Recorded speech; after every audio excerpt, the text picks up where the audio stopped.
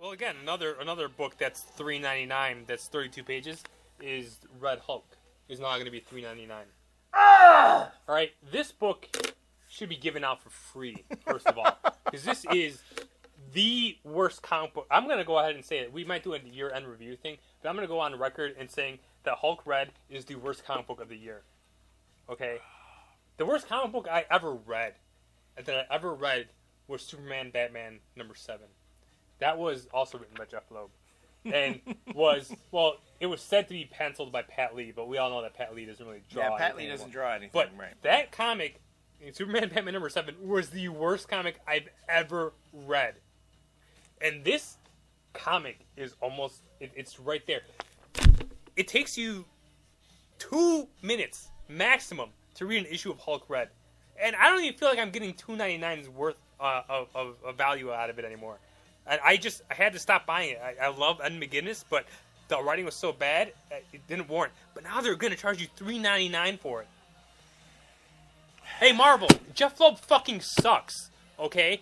They kicked him off of Heroes for a reason. He ruined that show. Well, the show was already bad to begin with. But this season, he ruined it. He's gone from there, okay? Ultimatum, garbage. My God, it was that bad. Ultimates 3. I'm not reading it. Ultimates 3. Yeah. How could you take the best Ultimate book and ruin it? I mean, he ruined it. Yeah, he did. I don't read it. I can't read it. It's like Jeph Loeb went to every hardcore Ultimates fan and took a shit on your face and then stood there and laughed at you, and you just stood there and you couldn't do anything but shrug your shoulders. You're like, yeah, all right, you got me. You know, that's what Jeph Loeb comics are. And he ruined all. Oh my God, so bad. Oh my God. And now you're gonna charge $3.99 for it. I seriously hope. I hope that this. If the book should be dead already, but I hope this is the nail that the final nail in the coffin to Red Hulk. The $3.99 for the shit garbage that Jeph Loeb is putting out. I hope that this is it for this book. I hope no one buys it. No one should be buying it in the first place. Well, where is it in sales? I don't know actually. That's a good question. Is it in top 10? No, I don't believe so. Top 20? I'm just curious. I mean, because again, we'll get back to that next. Yeah, we'll get back to that. I'll find it. We have the top 100 here. I just have to get it now. I mean, Jeph Loeb gets work for a reason. I mean, and he. But I don't understand why. He has a name recognition. Okay, he has a name recognition. He's involved in television. He does a lot of things. Jeph Loeb, I know, has an idea of what comics should be like. He's writing these comics. I always feel like he's writing for a much younger audience. So I'll give him that. Like the Ultimate 3, totally written for a young audience. But that's the whole. That was my whole problem. But that's not what the Ultimates were. I know, but you're absolutely right. That's not what the Ultimates were. You're right. Hulk Red, written for a younger audience. Hulk Red, you can give it to a 10-year-old kid. Oh, they'd enjoy it. They'd enjoy it. Yeah. It's written for a younger audience. But I mean, is that where it should be going? I guess is my thing. So, but regardless who it's written for, 10-year-old's not going to shell out $3.99 for a comic book. Not in this day and age. Not when you can get a lot more. I mean, for the amount of money that they can spend on comic books, they can get video games, and they have a much more interactive experience. To them, a much more immersive experience. And let's face it, the writing in video games these days is pretty good. Yeah, it is. And there are a lot of folks who work in comics who work in video games too, and they're taking all those really good ideas and they're putting them into the video games. So,